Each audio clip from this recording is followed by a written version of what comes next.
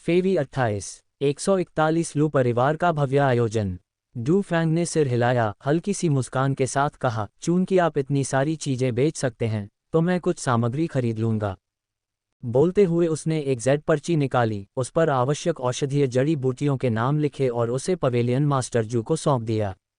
कुल मिलाकर दर्जनों प्रकार की जड़ी बूटियां थीं, जिनमें से सभी आध्यात्मिक जड़ी बूटियां थीं जिनकी आवश्यकता अपेक्षाकृत उच्च स्तर की गोलियां बनाने के लिए होती है, और यहां तक कि बैटल जनरल पिल जैसी गोलियां बनाने के लिए आवश्यक सामग्री भी थी। ये दरअसल डू फैंग का अचानक आया विचार था।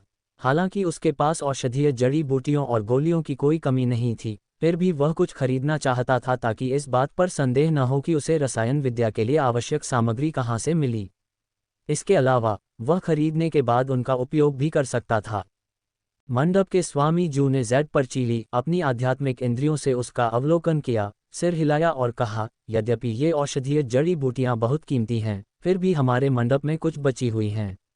युवा मित्र फैंग, कृपया थोड़ी देर प्रतीक्षा करें, मैं किसी को इन्हें लाने के लिए भेजता हूँ। इतना कहकर उन्होंने एक दुकानदार को बुलाया, उसे जेड पर्ची सौंपी और उसे औषधीय जड़ी बूटियां अंदर लाने का निर्देश दिया। इसलिए डू फैंग चुपचाप चाय पीते हुए औषधीय जड़ी बूटियों का इंतजार करने लगा। डू फैंग को ठीक देखकर मंडप के स्वामी जू ने कहा, वैसे मुझे आश्चर्य है कि पिछली बार मेरे युवा मित्र फैंग और लू भाइयों के बीच क्या हुआ था। डू फैंग की रीढ़ की हड्डी में सिहरन दौड़ गई। वह सोच रहा था कि पवेलियन मास्टर जू का इस बात से क्या मतलब है। उन्होंने शांत भाव से कहा, उसके बाद मेरी उन तीनों भाइयों से दोबारा मुलाकात नहीं हुई। पवेलियन मास्टर जू ने हल्के से सिर हिलाया, ओह, और कहा, क्या सच में? अच्छा हुआ कि सब ठीक है। थोड़ी देर रुकने के बाद उन्होंने आगे कहा, मैंने सुना है कि पिछले कुछ दिनों से लू परिवार तीनों लू भाइयों और लू परिवार के एक अन्य सदस्य लू हाओ की तलाश कर रहा है। लू हाओ वुलिंग काउंटी के एक प्रमुख संप्रदाय हेवनली दाओ संप्रदाय का शिष्य है। वह 4-5 साल पहले फैंग चेंग छोड़कर चला गया था और तब से उसका कोई पता नहीं चला है। लू हाओ, क्या ये वही मध्य स्तर का योद्धा नहीं था जिसे मैंने ट्विन माउंटेन ग्रैंड कैन्यन के ब्लैक फॉरेस्ट में मारा था? मरने से पहले उसने कहा था कि वह वुलिंग काउंटी के हेवनली दाओ संप्रदाय से था। लगता है ये वही लू हाओ है। अप्रत्याशित रूप से लू परिवार ने इस व्यक्ति की जांच शुरू कर दी है, लेकिन इससे कोई फर्क नहीं पड़ता। लू हाओ को मरते हुए किसी ने नहीं देखा। जब तक हम लू हाओ के उच्च श्रेणी के जादुई हथियार और उस चांदी के मध्यम श्रेणी के जादुई हथियार को ठिकाने लगा देते हैं, तब तक किसी को पता नहीं चलेगा कि हमने उसे मारा है। लेकिन तीनों लू भाई भी गायब हो गए हैं। क्या वे कोहरे से बच नहीं पाए, या फिर खंडहरों के शहर में ही उनकी मौत हो गई? डू फैंग ने हैरानी जताते हुए पूछा, ओह, तीनों लू भाइयों का क्या हुआ? और लू हाओ का क्या मामला है? मास्टर जू ने डू फैंग की ओर देखते हुए कहा, लू परिवार में जल्द ही एक भव्य आयोजन होने वाला है, इसलिए वे अपने उन परिवार के सदस्यों को धीरे धीरे वापस बुला रहे हैं जो घर से दूर हैं। इनमें 3 लू भाई और लू हाओ शामिल हैं। लू भाई कुछ समय पहले फैंग चेंग में थे, लेकिन हाल ही में उनका कोई पता नहीं चला है। लू हाओ की बात करें तो हमें 4-5 साल से उनसे कोई खबर नहीं मिली है। हमें बस इतना पता चला है कि वह एक बार नानलिंग काउंटी गए थे, उसके बाद उनके बारे में किसी को कुछ नहीं पता। एक भव्य आयोजन। लू परिवार किस तरह का भव्य आयोजन करने की योजना बना रहा है? डू फैंग ने थोड़ा भौहें चढ़ा लीं। ये सुनकर मंडप के स्वामी जू ने आश्चर्य से डू फैंग की ओर देखा और कहा, क्या युवा मित्र फैंग, तुम्हें नहीं पता? लू परिवार के मुखिया की साधना में काफी सुधार हुआ है। उन्होंने हाल ही में युद्ध सेनापति स्तर के प्रारंभिक चरण को पार कर लिया है। लू परिवार ने घोषणा की है कि जल्द ही एक भव्य समारोह आयोजित किया जाएगा जिसमें कई संप्रदायों और परिवारों को आमंत्रित किया जाएगा। ये खबर पूरे फैंग शहर में फैल चुकी है। युवा मित्र फैंग, तुम्हें कैसे नहीं पता चला? डू फैंग का दिल बैठ गया। लू परिवार का मुखिया एक निम्न स्तर के योद्धा के स्तर तक पहुंच गया था। उसका खतरा और भी बढ़ गया था। लू परिवार के प्रभाव को देखते हुए देर सवेर उन्हें तीनों लू भाइयों और उसके बीच के पुराने झगड़ों का पता चल ही जाएगा और अंततः वे उसे पकड़ लेंगे। हालांकि उसने कुछ भी गलत नहीं किया था, फिर भी डू फैंग नहीं चाहता था कि लू परिवार उस पर ज्यादा ध्यान दे। अपना सिर थोड़ा हिलाते हुए डू फैंग मुस्कुराया और बोला, मैं पिछले कुछ महीनों से घर पर रहकर रसायन शास्त्र का अध्ययन करने पर ध्यान केंद्रित कर रहा हूं, और मैंने इस मामले के बारे में नहीं सुना है। पवेलियन मास्टर जू ने सहमति में सिर हिलाया। डू फैंग, एक रसायनज्ञ होने के नाते, वास्तव में बाहरी जानकारी से काफ़ी हद तक अलग थलग था। डू फैंग ने फिर पूछा, लू परिवार फैंग शहर में नंबर 1 परिवार के रूप में जाना जाता है। उनकी वास्तविक शक्ति क्या है? और लू परिवार के मुखिया किस प्रकार के व्यक्ति हैं? मास्टर जू थोड़ा चौंक गए और उन्होंने पूछा, मुझे याद है कि जब हम पहली बार मिले थे तो मैंने आपसे लू परिवार के बारे में बात की थी, है ना? डू फैंग चौंक गया, ये याद करके कि पवेलियन मास्टर जू ने सचमुच ऐसा कहा था। उसने कुछ शर्मिंदा होकर कहा, मैं रसायन शास्त्र के अध्ययन पर ध्यान केंद्रित कर रहा था, इसलिए मुझे उस समय आपकी कही हुई बातें स्पष्ट रूप से याद नहीं हैं। पवेलियन मास्टर जू ने हल्के से सिर हिलाया और मुस्कुराते हुए कहा, लू परिवार की बात करें तो फैंगचेंग में हर कोई उन्हें जानता है। वुलिंग काउंटी में भी लू परिवार सबसे उच्च कोटि के साधना परिवारों में शुमार है। लू परिवार के हजारों सदस्य हैं जो पूरे वुलिंग काउंटी में फैले हुए हैं। परिवार में पहले 5 उच्च स्तरीय योद्धा थे, अब 4 बचे हैं और 40-50 मध्य और निम्न स्तरीय योद्धा हैं। इनमें से कुछ परिवार के सदस्य विभिन्न संप्रदायों में शामिल हो गए हैं। उदाहरण के लिए, लू हाओ ने स्वर्गीय दाओ संप्रदाय में शामिल होकर उसका शिष्य बन गया। इस तरह लू परिवार ने विभिन्न संप्रदायों के साथ संबंध और मित्रता स्थापित की है। लू परिवार में वास्तव में 5 उच्च स्तरीय योद्धा, दर्जनों मध्यवर्ती और कनिष्ठ योद्धा और हजारों परिवार के सदस्य हैं। उनकी शक्ति किंग्युआन संप्रदाय और तियानजियान संप्रदाय जैसे संप्रदायों से कहीं अधिक है। अब तो उन्होंने एक कनिष्ठ योद्धा भी तैयार कर लिया है, इसीलिए फैंगचेंग में उन्हें नंबर 1 परिवार के रूप में जाना जाता है। पवेलियन मास्टर जू ने आगे कहा, लू परिवार के मुखिया की बात करें तो वे अपनी पीढ़ी के एक प्रतिभाशाली व्यक्ति थे। 30 वर्ष की आयु से पहले ही उन्होंने योद्धा क्षेत्र में प्रवेश कर लिया था। युवावस्था में उन्होंने तियानवु साम्राज्य में यात्रा की, जहां उन्होंने कई मित्र बनाए, लेकिन कुछ शत्रु भी। बाद में शत्रुओं के हमले में वे गंभीर रूप से घायल हो गए और ठीक होने के लिए दशकों तक लू परिवार में वापस आ गए। उनकी साधना प्रगति प्रभावित हुई और वे अब जाकर योद्धा सेनापति क्षेत्र में प्रवेश कर पाए हैं। यदि उन्हें वह चोट न लगी होती तो वे कम से कम 50 वर्ष पहले ही उन्नति कर चुके होते। पवेलियन मास्टर जू कुछ खेद व्यक्त करते हुए प्रतीत हुए। लू परिवार के मुखिया की इस साल उम्र कितनी है? डू फैंग ने धीरे से पूछा। अरे, मुझे सोचने दो। पवेलियन मास्टर जू ने अपना सिर थोड़ा ऊपर उठाया और कुछ देर सोचने के बाद कहा, उसकी उम्र लगभग 150 या 160 साल होगी। एक बार जब आप योद्धा सेनापति के स्तर पर पहुंच जाते हैं तो आपकी उम्र 500 साल तक हो सकती है, जबकि हम दोनों की योद्धा सेनापति साधना अधिकतम 200 साल तक ही चलती है। हालांकि युवा मित्र फैंग इतनी कम उम्र में ही योद्धा सेनापति के स्तर पर पहुंच गया है, इसलिए बहुत संभावना है कि वह भविष्य में योद्धा सेनापति के स्तर पर पहुंच जाएगा। मुझे तो इसकी कोई उम्मीद नहीं है। अपने बारे में बात करते हुए पवेलियन मास्टर जू को थोड़ा दुख हुआ, साथ ही उन्हें डू फैंग से थोड़ी ईर्ष्या भी हुई। आखिर डू फैंग की उम्र भी एक अहम कारक थी।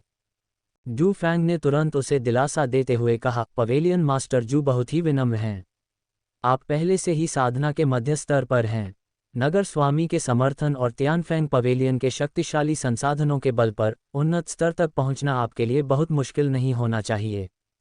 मास्टर जू ने आह भरी और सिर हिलाते हुए कहा, युवा मित्र फैंग, शायद तुम्हें ये पता न हो, लेकिन इस साल मेरी आयु 135 वर्ष हो चुकी है। मैं केवल 10 वर्षों से ही मध्यवर्ती स्तर पर हूँ। उन्नत स्तर तक पहुँचने के लिए मुझे कम से कम कई दशकों तक साधना करनी होगी।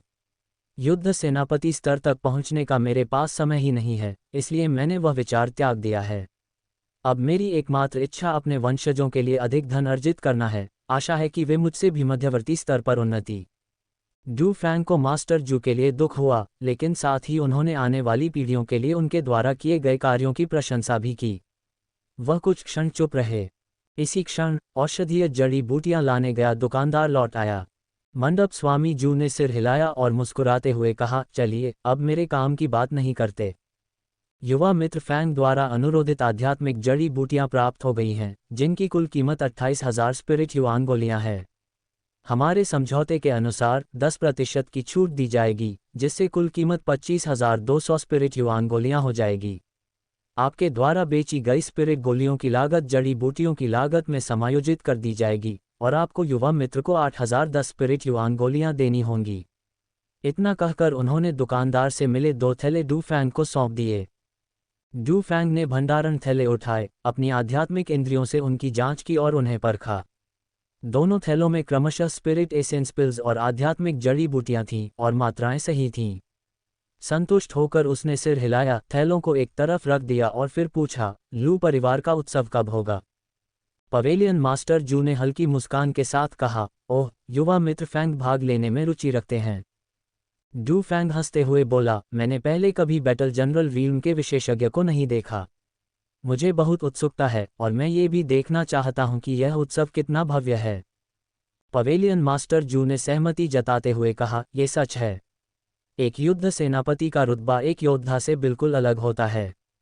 मैंने सुना है कि लू परिवार को बधाई देने के लिए युद्ध सेनापति स्तर के विशेषज्ञ आ रहे हैं। लू परिवार का उत्सव 3 महीने बाद फैंगचेंग स्थित लू निवास पर होगा। अगर तुम, मेरे दोस्त फैंग, आना चाहो तो तुम्हारा स्वागत है। लू परिवार का पता तुम आसानी से पता कर सकते हो, पवेलियन मास्टर जू ने उत्साहपूर्वक कहा।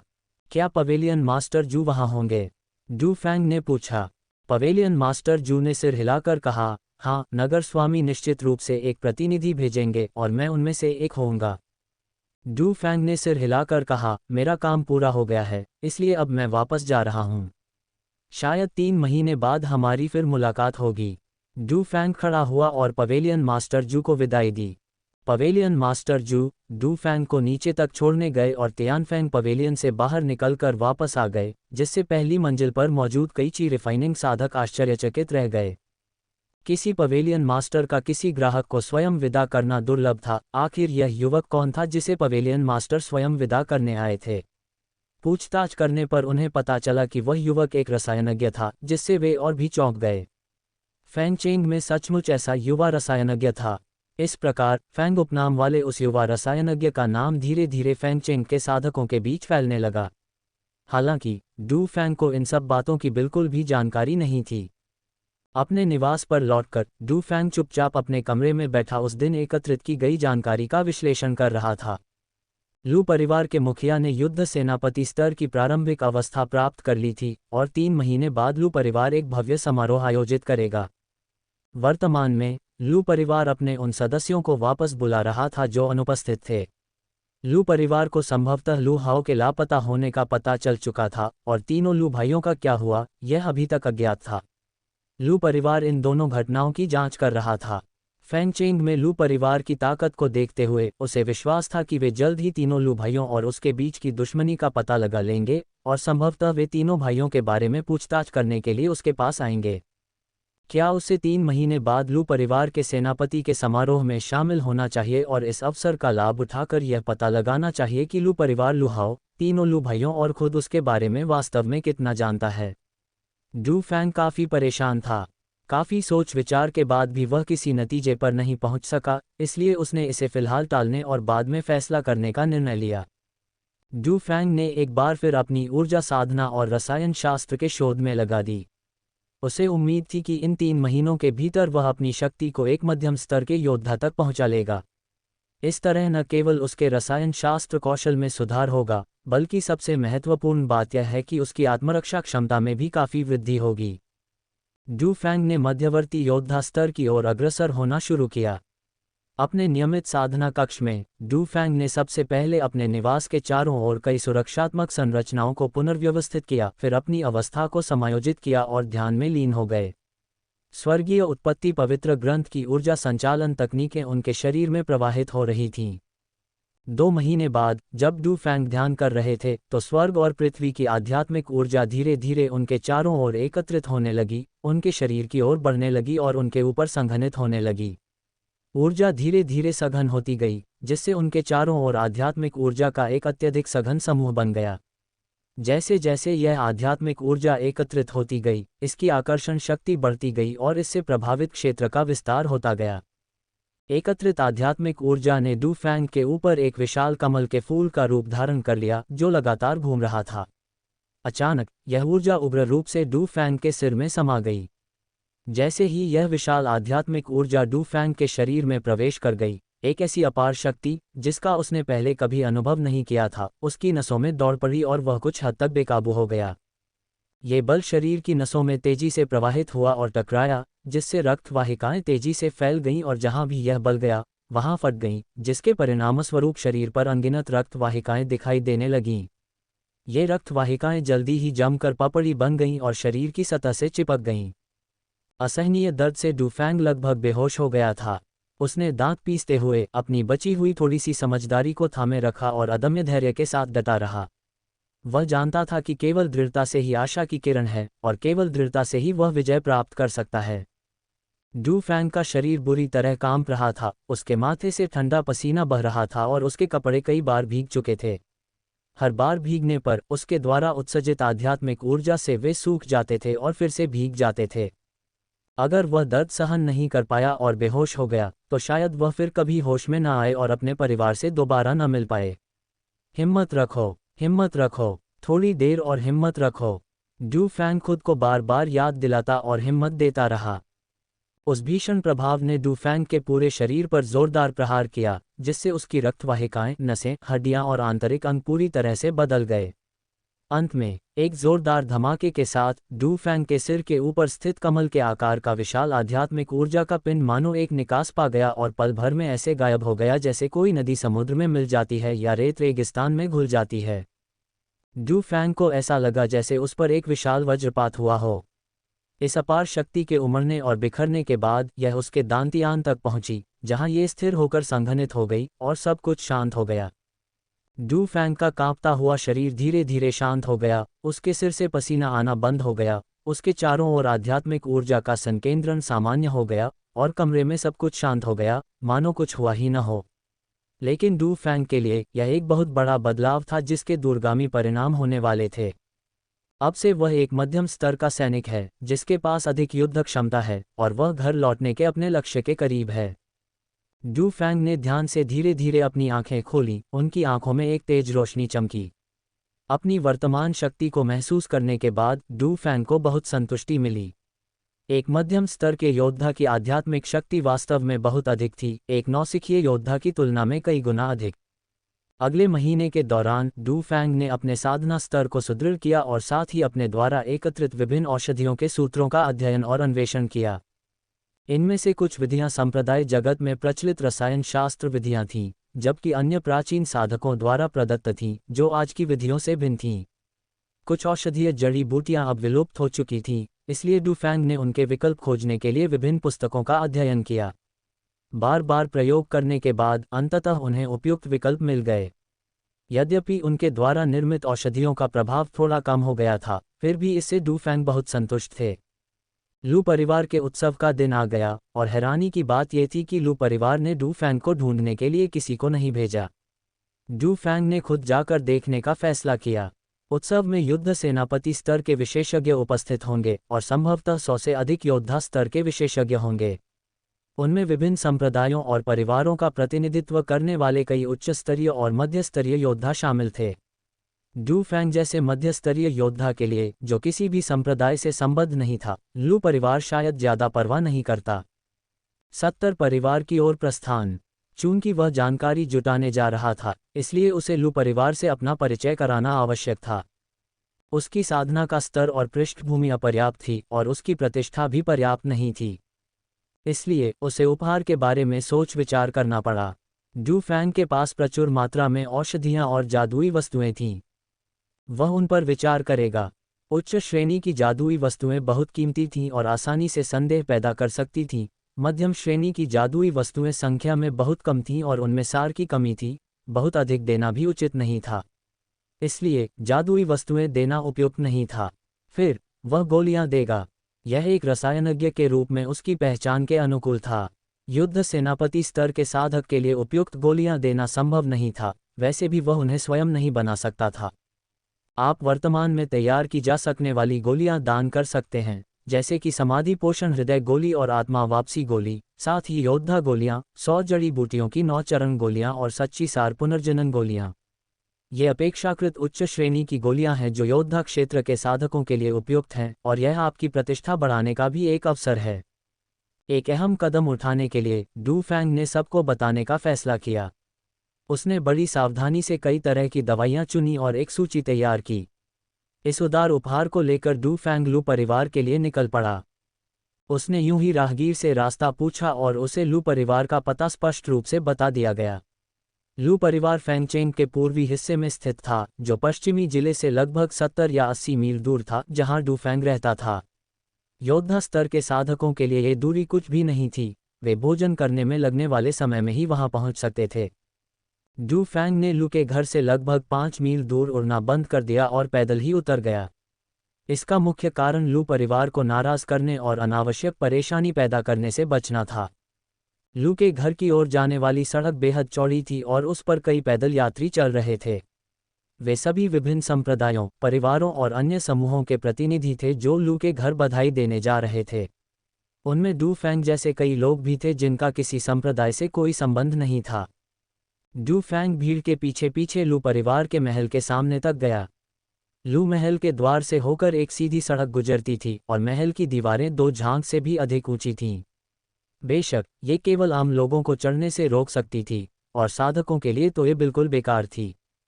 इस समय लू परिवार के महल के बाहर का इलाका चहल पहल से भरा हुआ था, क्योंकि उत्सव में शामिल होने के लिए प्रतिनिधि आने लगे थे। लू परिवार ने विशेष रूप से योद्धा लोक में परिवार के कुछ सदस्यों को मेहमानों और उनके उपहारों का स्वागत करने के लिए नियुक्त किया था। मुख्य द्वार से प्रवेश करने और अग्रभाग में पहुंचने पर सभी पक्षों के प्रतिनिधियों ने अपने उपहार प्रस्तुत किए। स्वागत कक्ष के बगल में स्थित एक बड़ी जेड पट्टिका पर संप्रदायों के नाम और उनके उपहार प्रदर्शित थे। प्रत्येक संप्रदाय के सभी व्यक्तियों को उनके आगमन के क्रम में उपहार दिए गए। स्वर्गीय दाओ संप्रदाय, एक उच्च श्रेणी का जादुई हथियार, 3 मध्यम श्रेणी के जादुई हथियार और 50,000 आत्मा सार की गोलियां। फैंगचेंग का लियू परिवार, 3 मध्यवर्ती स्तर के जादुई हथियार और 50,000 स्पिरिट एसेंस पिल्स। यूनचेंग के मास्टर लुओ, एक मध्यवर्ती श्रेणी का जादुई हथियार, 20,000 आत्मा सार की गोलियां। यूनयन मंदिर, 5 मध्यवर्ती स्तर की जादुई कलाकृतियां, 30,000 स्पिरिट एसेंस पिल्स और 10,000 100 हर्ब्स 9 टन पिल्स। विनसिटी ग्रीनवे व्यक्ति, एक flame fruit, 10,000 spirit essence pills. कुछ जादुई कलाकृतियां थीं, कुछ अमृत थे, कुछ औषधीय जड़ी बूटियां थीं और कुछ अयस्क थे, वस्तुओं की एक चकाचौंध भरी श्रृंखला। अचानक डूफैंग को एक जाना पहचाना नाम दिखाई दिया, जियाओचेंग का लिन परिवार। उन्होंने 2 मध्यम श्रेणी के जादुई हथियार और 20,000 स्पिरिट एसेंस पिल्स भेजे थे।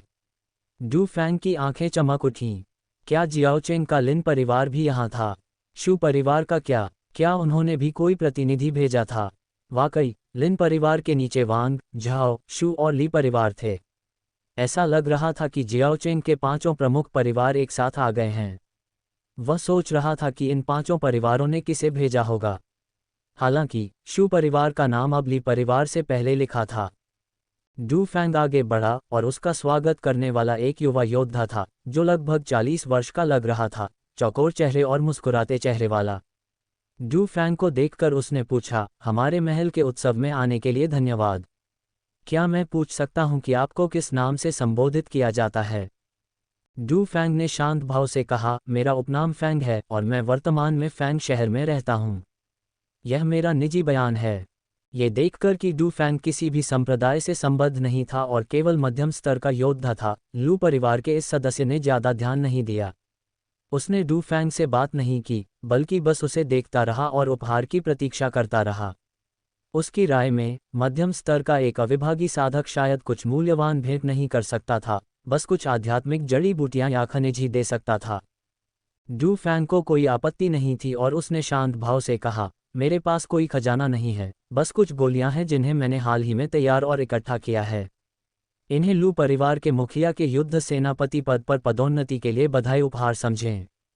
फिर अपनी आस्तीन झटकते ही उसके सामने एक जेड पर्ची और एक थैला प्रकट हो गया।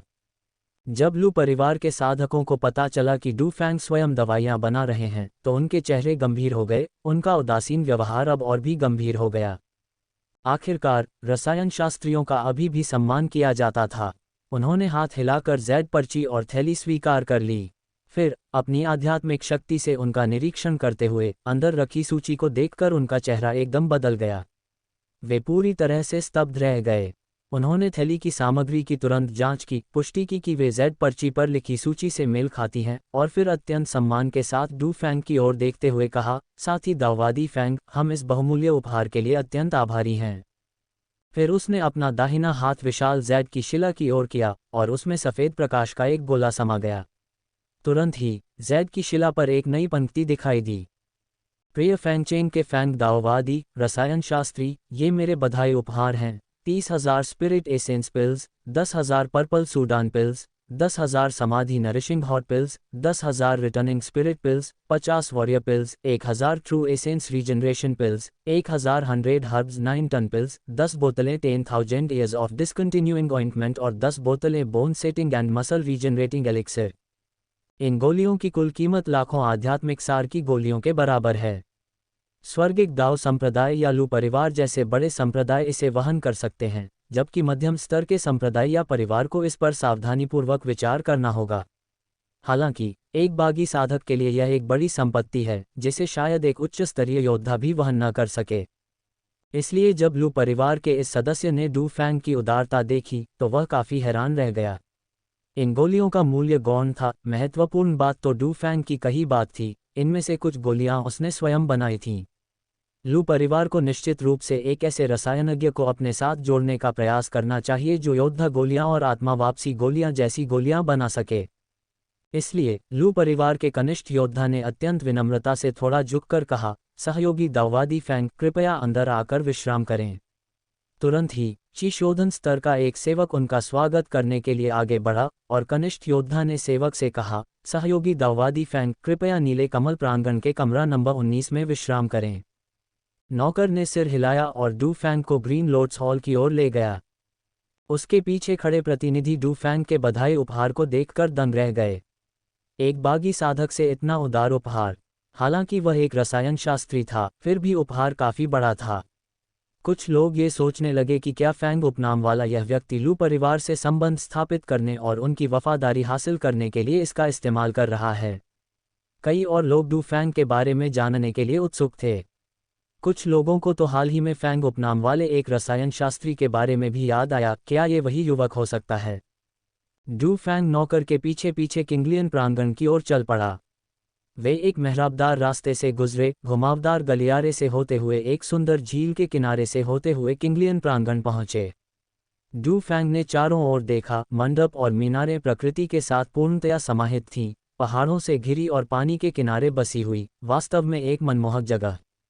नौकर डू फैंग को एक कमरे में ले गया और फिर चला गया। कमरा बड़ा था और सुरक्षा के लिए बाड़ लगी हुई थी, इसलिए जासूसी या छुपकर बातें सुनने का कोई डर नहीं था। फिर भी डू फैंग ने एहतियात के तौर पर कुछ अतिरिक्त इंतजाम खुद ही कर लिए।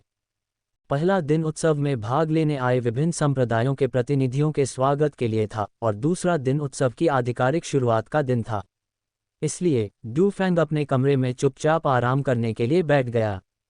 लू परिवार के पूर्वज। ये समारोह लू परिवार के स्वागत कक्ष और उसके बाहर के चौक में आयोजित किया गया था। पिछले 3 महीनों में लू परिवार ने स्वागत कक्ष का विशेष रूप से विस्तार किया था ताकि इसकी मूल क्षमता 300-400 लोगों से बढ़कर 700-800 लोगों को समायोजित किया जा सके। कक्ष के बाहर के चौक में भी अस्थायी संरचनाएं बनाई गई थीं, जिनमें 700-800 लोगों के बैठने की क्षमता थी। इस समय विशाल हॉल में दर्जनों मेजें लगी हुई थीं। हॉल के ऊपरी हिस्से में 3 बड़ी गोल मेजें थीं और 7-7 मेजों की 7 पंक्तियां थीं। कुल मिलाकर 39 मेजें थीं। कुछ मेजें पहले से ही भरी हुई थीं। कर्मचारियों की व्यवस्था के अनुसार डू फैंग तीसरी पंक्ति की आखिरी मेज पर बैठ गया। मेज पर 7 अन्य लोग बैठे थे जो आपस में कोई बातचीत नहीं कर रहे थे। उनके पहनावे और हावभाव से ऐसा प्रतीत नहीं होता था कि वे एक ही परिवार या संप्रदाय के प्रतिनिधि थे। वे संभवतः डू फैंग की तरह स्वतंत्र साधक थे। वे सभी 7 मध्यम स्तर के योद्धा थे। उन्होंने डू फैंग को आते देखा, लेकिन उनमें से किसी को भी नहीं पहचाना, इसलिए उन्होंने उस पर कोई ध्यान नहीं दिया। समारोह में शामिल होने वाले विभिन्न संप्रदायों और परिवारों के प्रतिनिधि लू परिवार के स्वागत कर्मचारियों के नेतृत्व में एक एक करके मुख्य हॉल में पहुंचे। अन्य लोग हॉल के बाहर चौक में बने अस्थायी स्थानों पर बैठ गए। हॉल के अंदर सभी उच्च पदस्थ लोग थे, विशेषकर हॉल के शीर्ष पर स्थित 3 मेजों पर। मध्य मेज को छोड़कर, जो अभी भी खाली थी, बाकी 2 मेजों पर वुलिंग काउंटी या फैंगचेंग के शीर्ष संप्रदायों और परिवारों के प्रमुख प्रतिनिधि बैठे थे, जैसे यूनेन मंदिर, किंग परिवार और जोओ परिवार। नीचे की पहली पंक्ति में कुछ निचले दर्जे के संप्रदायों और परिवारों के सदस्य या विभिन्न संप्रदायों और परिवारों के मुख्य प्रतिनिधि बैठे थे जो अपनी टीमों का नेतृत्व नहीं कर रहे थे। डू फैंग की मेज पर वुलिंग काउंटी के कुछ जाने माने स्वतंत्र साधक बैठे थे। हॉल के बाहर की दर्जनों मेजों पर विभिन्न संप्रदायों के साधारण शिष्य बैठे थे। डू फैंग ने हॉल की दूसरी और तीसरी पंक्तियों पर नजर डाली। वाकई, तीसरी पंक्ति की पहली मेज पर उन्होंने जियाओचेंग से आए शू परिवार के प्रतिनिधियों को समारोह में शामिल होते देखा। उन्हें देखकर डू फैंग के चेहरे पर हल्की सी मुस्कान आ गई। शू परिवार के प्रतिनिधि स्वयं कुल प्रमुख शू जिमू थे, जिनके बगल में शू लिंग एर बैठी थीं। ली परिवार भी उन्हीं के साथ उसी मेज पर बैठा था। लिन, वांग और झाओ परिवारों के प्रतिनिधि दूसरी पंक्ति की आखिरी मेज पर थे, वे भी अपने कुल प्रमुखों के साथ बधाई देने आए थे। पहली पंक्ति की पहली मेज पर मंडप के स्वामी शू बैठे थे, जिन्होंने डू फैंग को देखकर मुस्कुराते हुए सिर हिलाकर अभिवादन किया। जैसे ही डू फैंग ने हॉल में प्रवेश किया, जू जिमू और जू लिंग एर ने उसे देख लिया। जब उन्होंने देखा कि डू फैंग ने उन्हें देख लिया है, तो वे मुस्कुराईं और सिर हिलाया। हालांकि उत्सव समारोह अभी शुरू नहीं हुआ था, फिर भी लू परिवार के प्रति सम्मान दिखाते हुए सभी लोग इधर उधर घूमने से परहेज कर रहे थे और समारोह शुरू होने का इंतजार करते हुए अपनी अपनी सीटों पर बैठे रहे। इसलिए डू फैंग केवल मुस्कुराकर और सिर हिलाकर अभिवादन कर सका, वह उनसे मिलने नहीं गया। पूरे वुलिंग काउंटी में बैटल जनरल स्तर के केवल लगभग 1 दर्जन विशेषज्ञ ही हैं। इसलिए जब भी कोई बैटल जनरल स्तर पर पहुंचता है, तो एक उत्सव समारोह आयोजित किया जाता है ताकि बाहरी दुनिया को उनके संप्रदाय या परिवार की शक्ति का प्रदर्शन किया जा सके और विभिन्न हितों के वितरण में अधिक प्रभाव और लाभ प्राप्त किया जा सके। इस बार लू परिवार के मुखिया ने युद्ध सेनापति स्तर पर उन्नति की और प्रारंभिक स्तर के युद्ध सेनापति बन गए। यद्यपि ये केवल प्रारंभिक स्तर था, फिर भी वुलिंग काउंटी में लू परिवार की स्थिति में आमूलचूल परिवर्तन आया। मूलतः लू परिवार फैंगचेंग में केवल शीर्ष साधना वंश था, जो वुलिंग काउंटी के कई परिवारों में शीर्ष 10 से भी नीचे था। अब उनके जैसे युद्ध सेनापति स्तर के स्वामी के उदय के साथ वे तुरंत चौथे सबसे बड़े परिवार के रूप में उभर आए। शीर्ष 3 परिवारों में भी युद्ध सेनापति स्तर के स्वामी थे, यद्यपि वे भी प्रारंभिक स्तर पर थे। वे दशकों से उस स्तर पर थे और अभी अभी इस स्तर पर पहुंचे लू परिवार के मुखिया से कहीं आगे थे। उनकी पारिवारिक स्थिति अधिक थी। कुछ ही क्षणों में हॉल के मध्य में स्थित मेज को छोड़कर हॉल के अंदर और बाहर की सभी मेजें लगभग भर चुकी थीं। 2 और मध्यम स्तर के योद्धा अब डू फैंग की मेज पर बैठ गए थे। हॉल में लोग आपस में बातचीत करते हुए चहल पहल मचा रहे थे। अचानक एक शक्तिशाली आध्यात्मिक ऊर्जा का प्रवाह हुआ, जिससे कई साधक क्षण भर के लिए स्थिर हो गए। चिशोधन के कमजोर स्तर के शिष्य बोल भी नहीं पा रहे थे और उनकी पीठ से ठंडा पसीना बह रहा था। पूरा हॉल और बाहर का इलाका सन्नाटे में डूब गया। जैसे ही सब लोग भय से भर गए, कई प्रभावशाली आकृतियां धीरे धीरे उनके सामने प्रकट हुईं। डू फैंग ने भी उस शक्तिशाली आध्यात्मिक दबाव को महसूस किया। वह दंग रह गया। क्या ये किसी योद्धा स्तरीय विशेषज्ञ का दबाव था? ये वाकई बहुत शक्तिशाली था। उसे हिलने डुलने की भी जरूरत नहीं पड़ी। बस उस दबाव से ही एक साधारण योद्धा स्तरीय विशेषज्ञ असहाय होकर मृत्यु के कगार पर पहुंच जाता। हॉल में कई आकृतियां प्रकट हुईं और बीच में रखी मेज तक चलकर बैठ गईं। इस क्षण आध्यात्मिक ऊर्जा क्षीण हो गई, लेकिन हॉल के अंदर और बाहर मौजूद लगभग 1000 लोगों में से कोई भी नहीं बोला। वे सभी बीच में रखी मेज पर बैठे लोगों को देख रहे थे। मेज पर 11 लोग बैठे थे। बिल्कुल बीच में सफ़ेद बालों और पतले चेहरे वाला एक बूढ़ा आदमी बैठा था। उसने हल्के नीले रंग का चोला पहना था और कमर पर पीली बेल्ट बांधी हुई थी। वह बहुत ऊर्जावान दिख रहा था और उससे शक्ति का एक सूक्ष्म आभास निकल रहा था। वह एक युवा योद्धा और इस उत्सव का मुख्य पात्र था, लू परिवार का मुखिया। लू परिवार के मुखिया के बाईं ओर लाल बालों वाला एक छोटा मोटा ताज़ा बूढ़ा व्यक्ति बैठा था, जिसने लाल रंग का चोला पहना हुआ था और उसकी त्वचा भी हल्की लाल रंगत लिए हुए थी। उसका पूरा शरीर आग की लपटों की तरह लाल रंग का गोला था और वह एक युवा योद्धा था। लू परिवार के मुखिया के दाहिनी ओर एक कनिष्ठ सेनापति भी बैठा था। वह कद में थोड़ा छोटा था, लगभग 50 वर्ष का।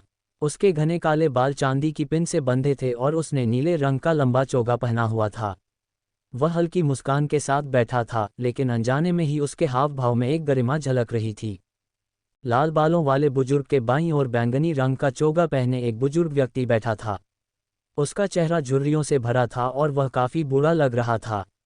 वह भी निम्न स्तर का योद्धा था। बाकी सभी उच्च स्तर के योद्धा थे। 11 लोगों के बैठने के बाद बाईं ओर की मेज पर बैठे एक उच्च पदस्थ योद्धा खड़े हुए। उन्होंने हॉल में उपस्थित अनेक सदस्यों पर धीरे से नजर डाली और मुस्कुराते हुए कहा, साथी दाववादियों, आज मेरे लू परिवार के लिए एक महान दिन है। हम यहाँ मेरे पूर्वज के युद्ध सेनापति पद पर पदोन्नत होने का जश्न मनाने के लिए एकत्रित हुए हैं। सबसे पहले मैं आज के उत्सव समारोह में भाग लेने के लिए मेरे इस साधारण निवास पर आने वाले सभी संप्रदायों, परिवारों और साथी दाववादियों को धन्यवाद देना चाहता हूँ। कुछ देर रुकने के बाद उस व्यक्ति ने आगे कहा, अब मैं इस उत्सव में भाग लेने वाले विभिन्न संप्रदायों और परिवारों के प्रतिनिधियों का परिचय कराऊंगा। मेरे लू परिवार के उत्सव में भाग लेने वाले संप्रदाय प्रतिनिधि हैं हाओरान संप्रदाय के एल्डची। वह यहाँ रुका और लू परिवार के मुखिया के बगल में बैठे लाल बालों वाले बुजुर्ग ने बिना किसी भाव के हल्के से सिर हिलाया। असुर संप्रदाय के आदरणीय शियू।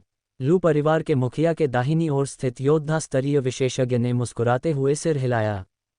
रेमनेंट सन सेक्ट के एल्डर लुओ। बैंगनी वस्त्र पहने कनिष्ठ योद्धा ने मुस्कुराते हुए और सहमति में सिर हिलाया। स्वर्गीय दाओ संप्रदाय के संप्रदाय प्रमुख युन। असुर संप्रदाय के पूज्य शियू के दाहिनी ओर खड़े एक उच्च पदस्थ योद्धा ने खड़े होकर भीड़ को सिर हिलाकर अभिवादन किया। किंगदान संप्रदाय के एल्डर हुआंग। कैनयांग संप्रदाय के एल्डर लुओ के बाईं ओर स्थित एक उच्च पदस्थ योद्धा ने उनका अभिवादन करने के लिए खड़े होकर प्रणाम किया। वुजिंग शहर में वू परिवार के मुखिया, वह संप्रदाय प्रमुख युन के दाहिने ओर स्थित उच्च पदस्थ योद्धा हैं। युनचेंग के युन परिवार का मुखिया। ये किंगदान संप्रदाय के बाईं ओर के उच्च पदस्थ योद्धा को संदर्भित करता है। युचेंग के यू परिवार के मुखिया, वह वू परिवार के मुखिया के दाहिने ओर स्थित उच्च पदस्थ योद्धा हैं। फॉग सिटी का वो कबीले का मुखिया, युन कबीले के मुखिया के बाईं ओर स्थित एक उच्च पदस्थ योद्धा। युनयिन मंदिर की पूज्य त्यानयिन। यू परिवार के मुखिया के दाहिनी ओर खड़ा एक गंजा उच्च पदस्थ योद्धा चौड़ी मुस्कान के साथ खड़ा हो गया।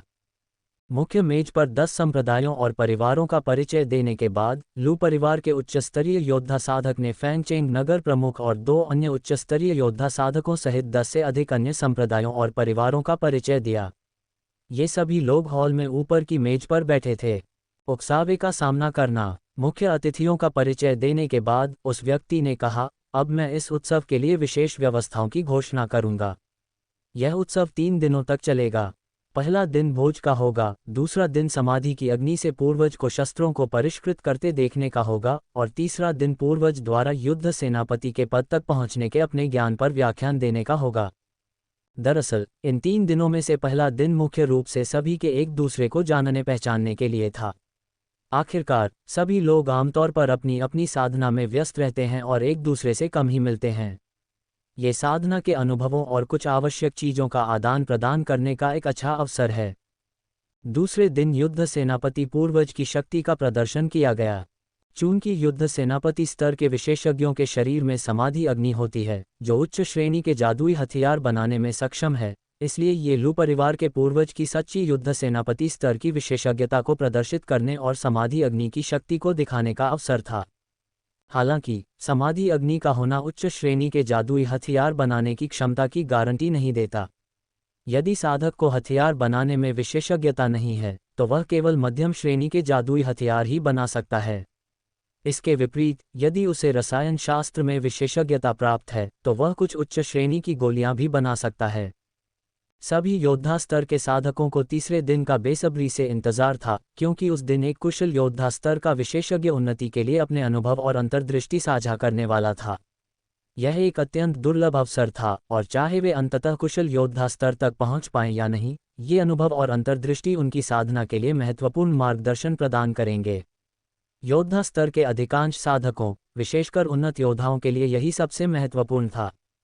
इन 3 गतिविधियों के अलावा इन 3 दिनों में अन्य व्यवस्थाएं भी हैं, जैसे कि किसानों के बीच एक व्यापार मेला और एक मूल्यांकन कार्यक्रम।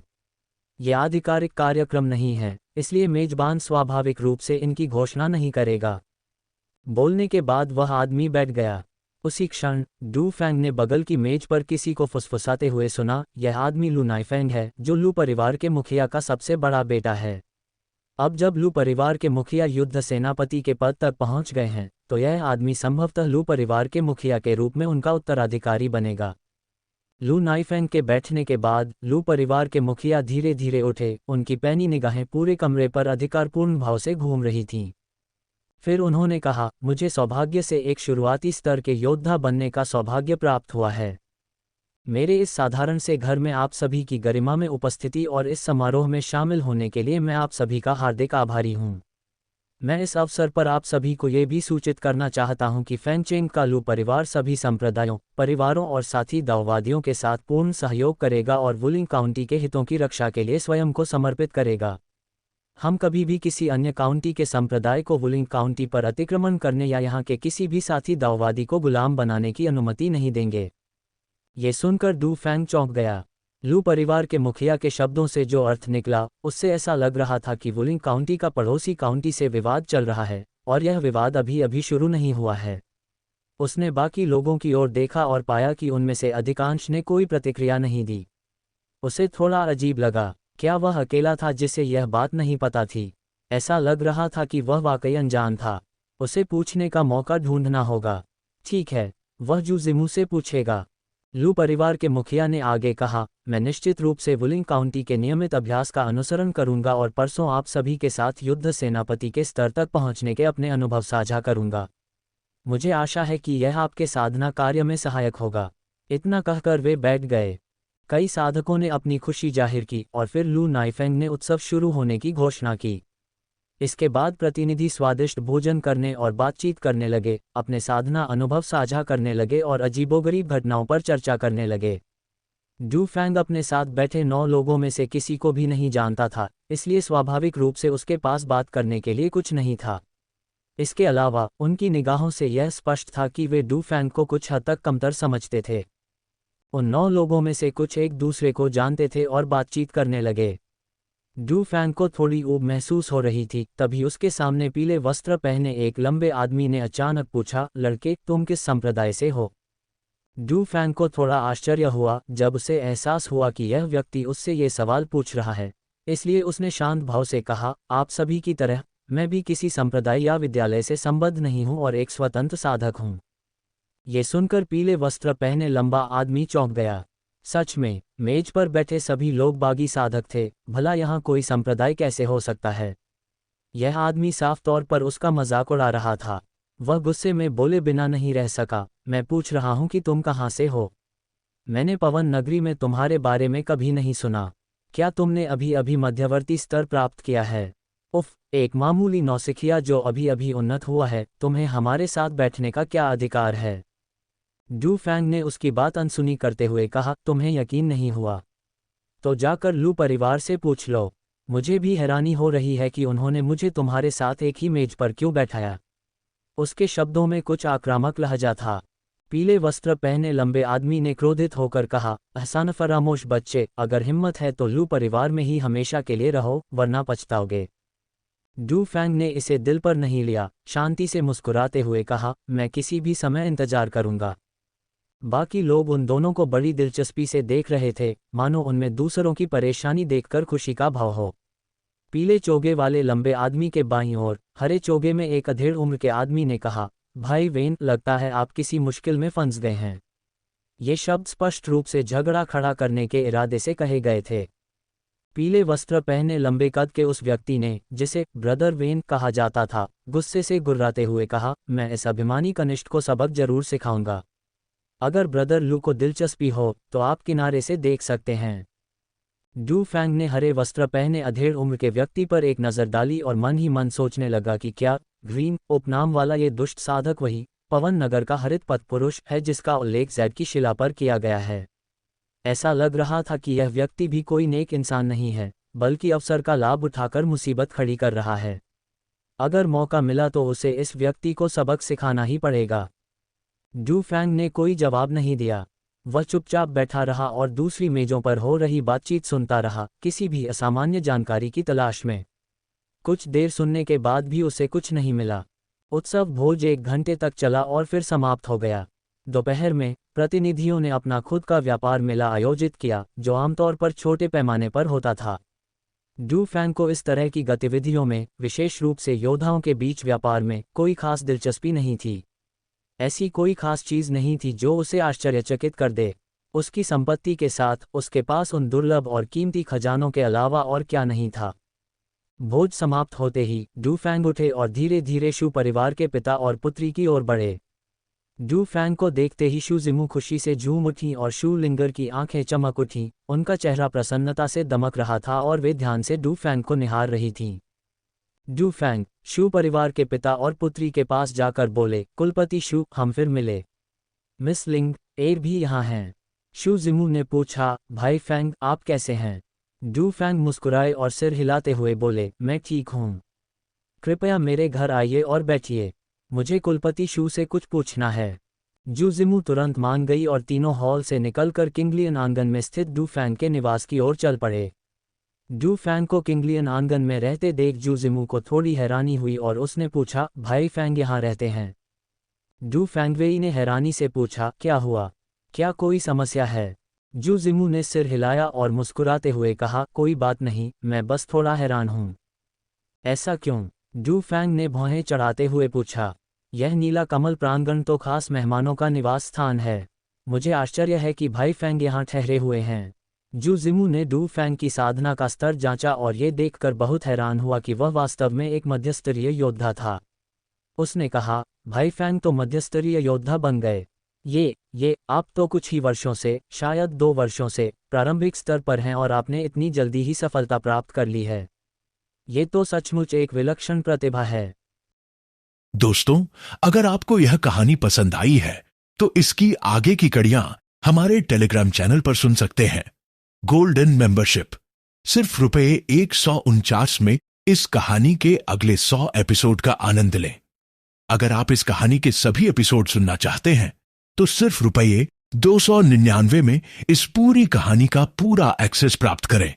टेलीग्राम लिंक और गोल्डन मेंबरशिप की जानकारी आपको डिस्क्रिप्शन और पिन किए गए कमेंट में मिल जाएगी। आपके प्यार और सहयोग के लिए दिल से धन्यवाद।